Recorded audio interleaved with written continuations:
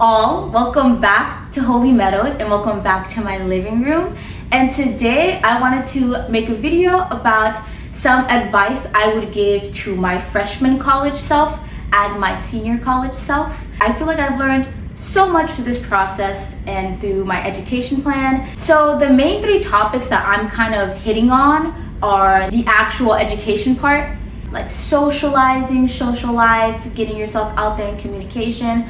And then I just have like a bunch of random other tips that I feel like are extremely helpful. So the first idea I really want to get into is one that I recently read actually yesterday or 2 days ago in Think and Grow Rich by Napoleon Hill. And this is like a little excerpt or like a short opinion that he states about education, but I completely agree. And he says that a great educational reform that should be made in the American system at least is colleges not letting students enroll or accepting them without the student knowing where they're going with their education, what they're doing with their education, and what they plan to do after they graduate.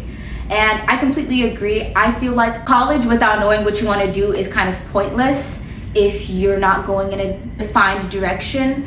I feel like when you know why you're going to college, it makes it just that more meaningful. It makes you want to work harder. It makes you know where you want to put your effort and time. It allows you to know what classes you want to take, what professors you want to take, the people you want to be around, the clubs you want to join. It's very important to know the purpose, the intention of why you're in college. I just think it's very essential to have a plan, and even if the plan changes, to just have a preliminary plan that you go into college with. I think at the very least, if you don't know what career path you're interested in, you should know what lifestyle you want to live or like what industry you want to be in. I think it's important to get familiar with the type of life you want to live post-grad, whether it's going on to get your master's and your doctorate, or whether it's traveling, settling in at a job, starting a family. I think it's very important to be clear and firm about the direction you're heading in so you can easily transition into that.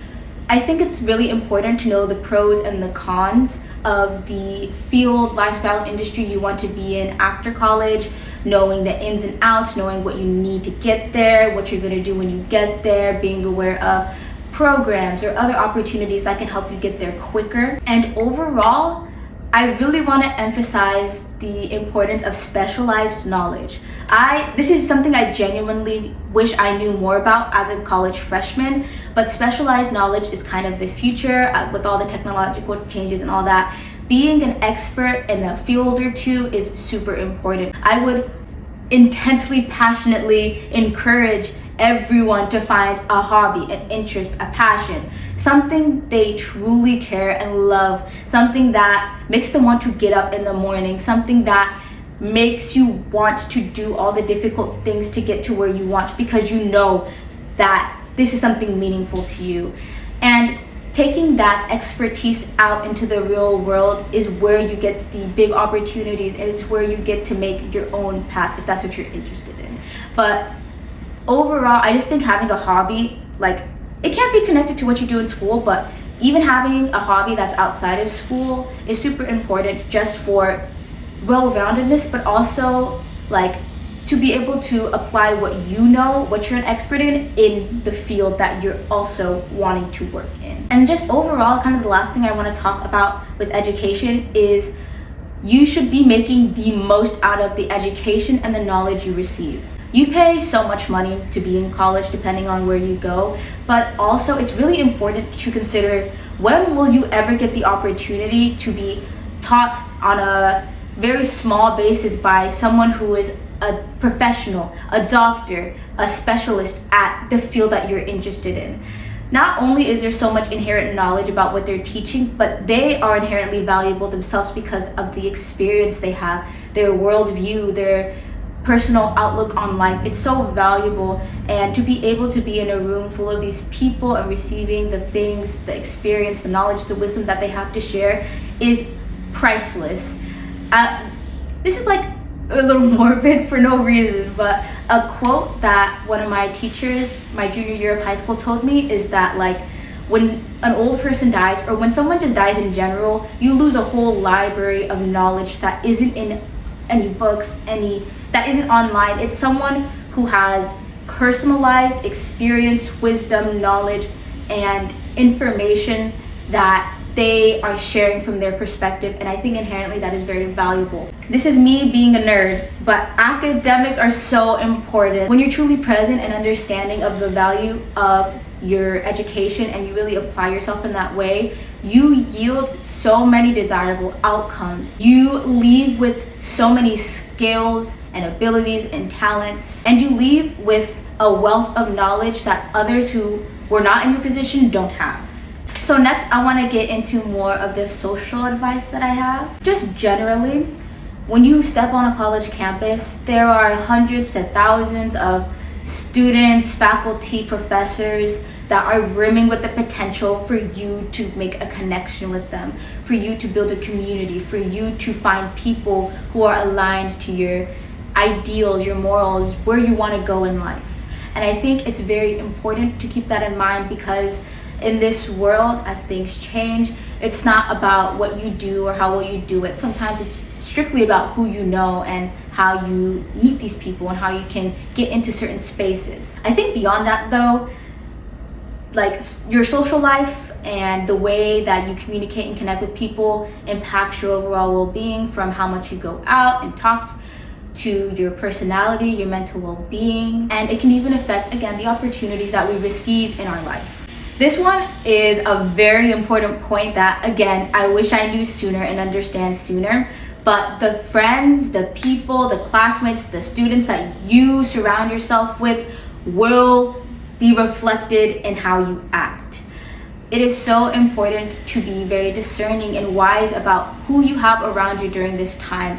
It's a very transitory time, but it's also a very impressionable time for some of us, where we're so willing to accept other people's opinions, expectations, perceptions of how things are supposed to be without really consulting with ourselves. And I think it's very important to observe the people who you may have around you, see what they're about, see if they truly care about you, see if they're truly supporting you, see if they're truly caring and supporting themselves. Honestly, I would encourage at this point in your life to be selfish about your time, what you do with your time, who you spend your time with, your energy, what you're giving energy to, who you're giving energy to, what you will allow in your reality, what you are going to accept as the truth, what you accept as other people's reality, and just things of that sort. It's important to get what you need, because when we don't take care of ourselves, when we're not focused on the self, when we're giving our energy to things that are outside us and putting our focus on that, it truly drains us and allows us to not be able to take care of ourselves, to not be able to do what we need to do to get on the path, to stay on the path to reach the end goal. This is so important, but I also think it depends on the circumstance or the background where you come from, but just be you. I honestly think being in a new space should allow you to feel more comfortable in accepting and being who you are, because there aren't the same like 300 people, 400 people from your high school looking at you, judging you, putting perceptions and projections on you. You're a new person who no one knows. So it's almost easier to be yourself in that space where there's no expectations placed on how you should act, how you should look, anything like that. Do what you want, wear what you want, say what you want, be who you want. No one is watching you on a college campus. No one is that judgmental. No one is that harsh. And in my opinion, if those people are judgmental, they're either insecure, miserable, or bored. I think it's very important to embrace who you are. When you are self-accepting, when you're self-confident, that kind of puts out like an energy signature around you, spiritual, but it puts out an energy signature around you, and that literally attracts people. It makes you more attractive when you're comfortable, when you're with yourself, when you seem approachable, when you seem very confident and relaxed. It makes people who are attracted to that or who are that flock to you. Talk to your professors. Talk to your professors. Email them, speak in class, speak to them after class, go to their office hours. Talk to your professors. They're literally normal people. They're normal adults. And the best part about it is they don't treat you like your high school teachers did, like a little kid. They treat you like an adult. They treat you like an equal. Having open communication and a relationship with your professor not only allows you to get exclusive insight about the class, their expectations, and what to expect, but it also helps with sometimes advice, specialized knowledge, and it can even yield opportunities when you start to apply to grad schools, internships, or sometimes workplaces. They ask for references, so your professor could be a reference. It's just a beneficial relationship for both the professor and the student.